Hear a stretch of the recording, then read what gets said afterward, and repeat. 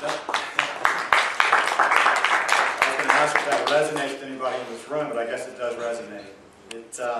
10 years ago, I was a management consultant to a Fortune 500 company. Y'all seen this before? I want to make sure you saw that.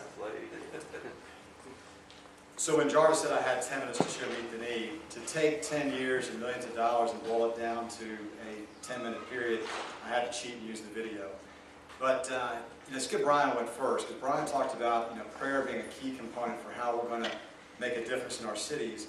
But then the next step he said, and a lot of folks are talking about this and understand this, and I think you do too, is that serving component. Is how do we get out there and show God's love to a hurting world? We can talk about it, and I kind of, half facetiously, but kind of seriously too, say, you can't out-preach Jesus.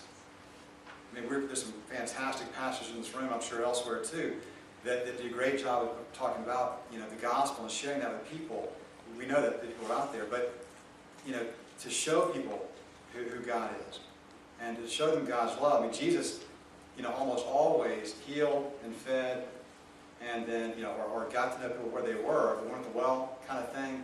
And then he said, here's who I am. Here's who just healed you. Here's who just fed you, the Son of God. And you can't out-preach Jesus. So it's so important that we, as a body of Christ, get out there and serve our communities and show God's love to a hurting world, not just preach and talk about it.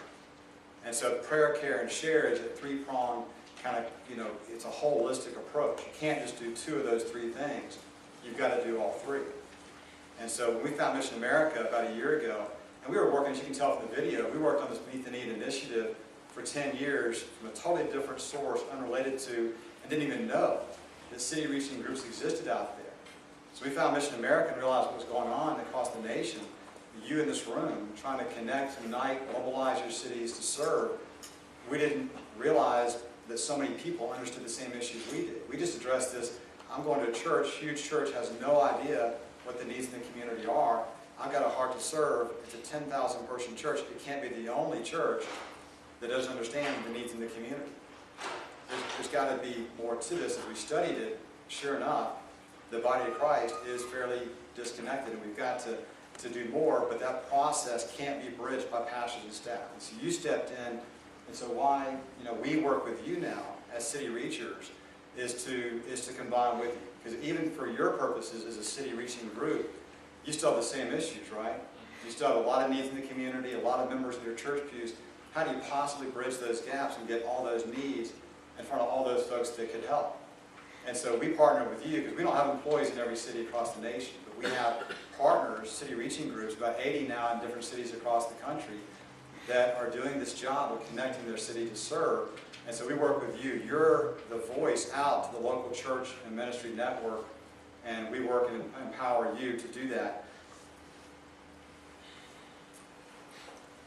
So really, it is interesting too. If you look at this, 2012, here we are, where social networking is so big, all this modern technology is out there, that there's really nothing that's ever been brought to the world of local missions to connect and unite and mobilize our cities to serve.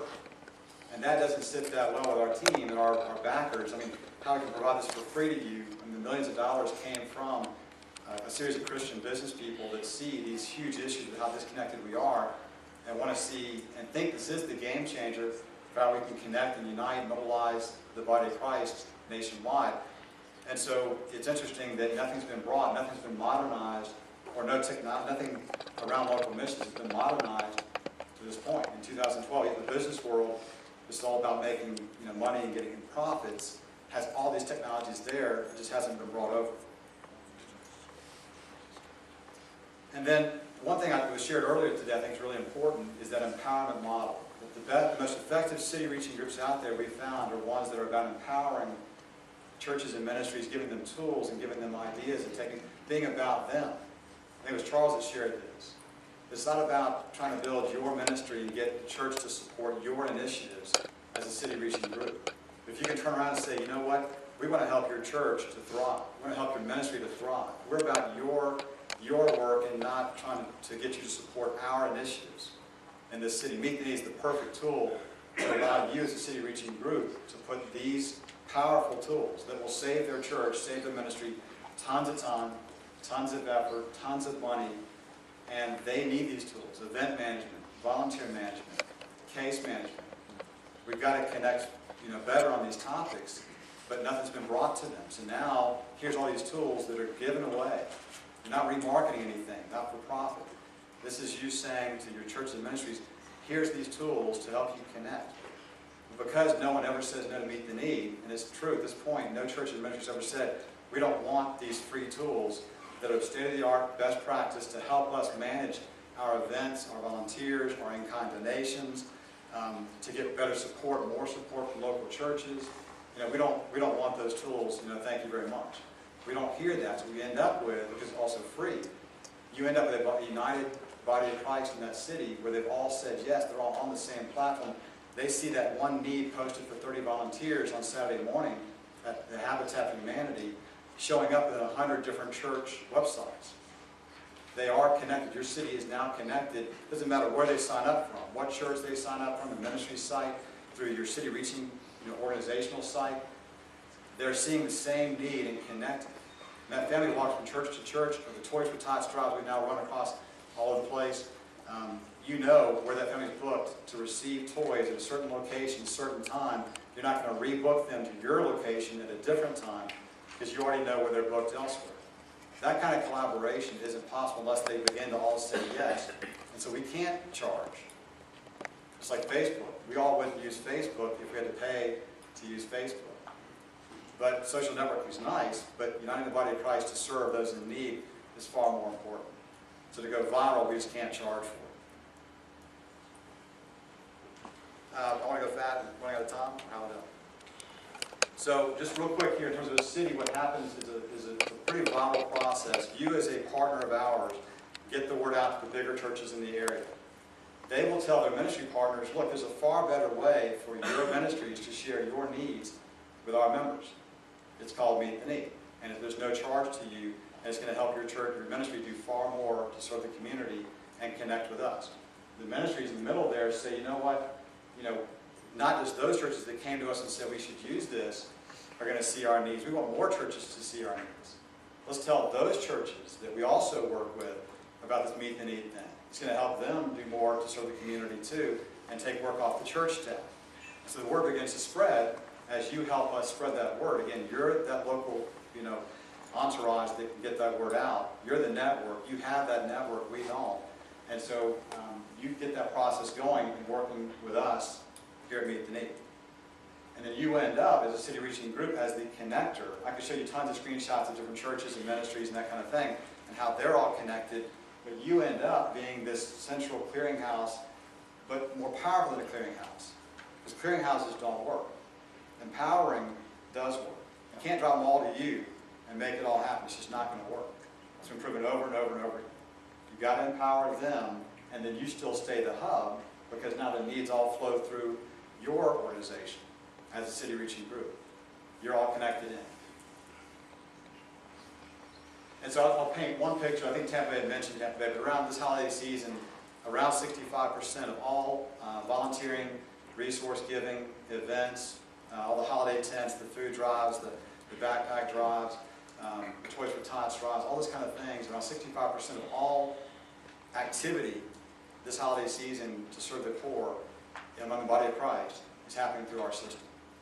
And there's no questions about where the family's going, what they got from whom, where they're scheduled to be going in the future, what volunteer needs are there out there in the community. Our church members know at all times what the needs are in the community. So now we're in about 80 different CityReaching organizations in about 60 different cities. We've gone this year, since our national launch this year, from 4 states to 30 states in about 10 months now. And we now work with folks in the family, North American Mission Board, Salvation Army, AGRM, the list kind of goes on and on. They're all realizing, and as you all know too, that we're disconnected, we got a problem, how do we do more? Somebody's finally brought something to this issue in terms of technology, modern technology. 9 of the 40 largest churches in the nation use us now. It's just neat to see what's happening.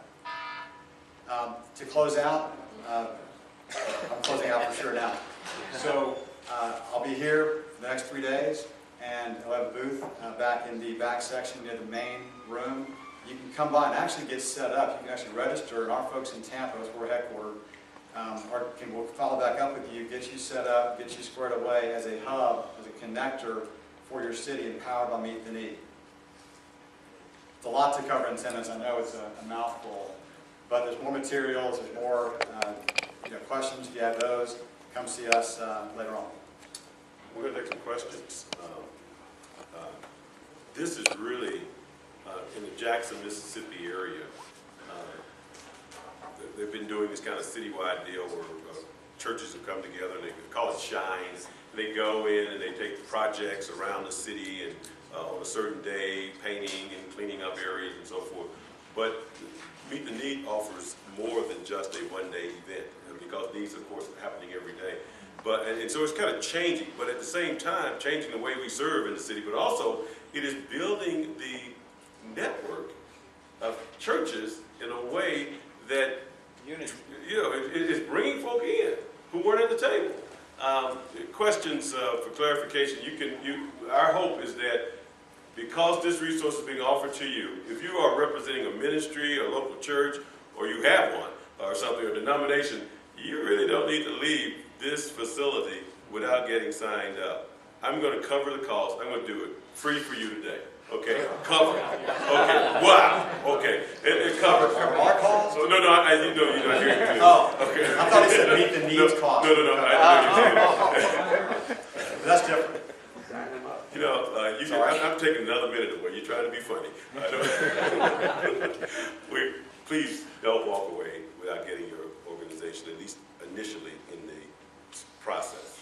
You can do that here at this conference. That's my encouragement to you. Don't walk away without at least being connected. Secondly, be on a conference call that's coming up. I think there's another resource call that's happening by another date. He'll tell you at the booth to be a part of it. We hope that this would be a major tool, not the only tool, but a major tool in helping us strengthen existing city-reaching movements, but also hopefully growing some new city-reaching movements across the United States and in other nations as well. Got two questions I know in the back, Alan. Yes, when the need comes through the hub, through the churches, is there any type of screening to make sure the need is legitimate, or other needs they have besides the one they asked for, or things like that? The neat thing is that you, as we talked about last night, actually, you're our partner there locally, and we're going to rely on you in the city-reaching partners that we have to tell us, what ministries, what churches, should be part of this network. We don't know your area like you do, so we truly do partner with you in the sense that you're the communication conduit and the filter for a lot of that. Then you've got the individual churches that are deciding how they want to work with local ministries, how they want to work internally. They can do their own things internally, their own events, their own benevolence, their own volunteers as well. But you serve as part of that filter. The churches do too. We have things like obviously background check, where you've got cases where it should be only seen by certain people that are background checked first. There are filters like that. This thing is 10 years and millions poured into how you bring this. These questions have all been kind of raised before and addressed in this. But truly, the main answer to your question, I think, Alan, is just that we're your partner and looking to you and who you work with to tell us what's going on in your city. See you at the booth. Sounds good. Lisa? Go ahead. Was there another question before? No, go ahead. Jim, because you've had an opportunity to run this for so long, I'm wondering what insights you've learned about helping churches connect that aren't in the regular networks. I'm looking at this and I'm thinking, well, this is great for churches who have some level of tech savviness, whose members are on email. So if you look at like ministering to diaspora communities and diaspora churches, Right. where the degrees of digital integration might be a lot lower, then you could have a possibility of really focusing on churches that already have a lot of capacity and ability in that area. And so I'm wondering how you've learned, and that's the first part, and then related to that, I'm wondering how your churches that are becoming part of this are connecting relationally, because I almost see like this could become like a very transactional kind of dynamic. And I'm wondering about that. Yeah, so the first part, I think, the world we've kind of evolved into, and the church, was the food bank, it was the homeless shelter for 1900 years. the last 80 years or so, church kind of does church and some outreach. Ministries, the parachurch are doing, and in this case, more the posting of needs is coming from the local ministries. And for the smaller churches that aren't really that connected in, they at least want to have a window to the outside world. Because currently, members of that church, and the staff of that church can't possibly survey the community, figure out the needs, put those in front of members, but they still want to do something to serve and understand the needs in the community. And so small churches become, at least, can open up the window to show needs to members. They may not be involved in running their own events and doing benevolence work and running their own programs, but they want to tap into what's in the community. And these churches can decide what needs they want to show and not show to the community. And on the point about transactional, I think if you think about Brian Fickert and been helping Hertz and Toxic Charity, I think we're very much in line with them, because currently what happens is, for one, big church, churches do events, a big splash, big media, big thing, and it allows the members and I think the church to an extent to check the box a little bit. And that's somewhat transactional. The year-round, facilitation of a year-round outreach program isn't really possible without a meet the need. Plus the family that walks into your church and you don't know who they are, you want to give them what they need because that day you're compassionate, you want to help them. But wouldn't you like to know more the relational story of where they've been and what they've gotten from home? And so, Brian has spoken at events where we've been featured, and we think we're very tied in with that, less transactional, more relational approach. Without meet the need, I think it becomes, and it is, transactional. Because events and not knowing where they've been is transactional versus year-round and understanding the family. Folks, Jim is here the whole week. Good questions. He has a booth. You will be able to ask more questions directly when you are going over and getting signed up. No one should leave here without getting signed up. Remember, we're recording these sessions, and so at cityreaching.com. Also, if you've turned in your card or you registered for the conference, particularly for this CIR, we're going to communicate back to you certain links and any kind of follow-up material. So you want to make certain that you have. If you come in the room in the last hour and did not turn in a business card, by the way,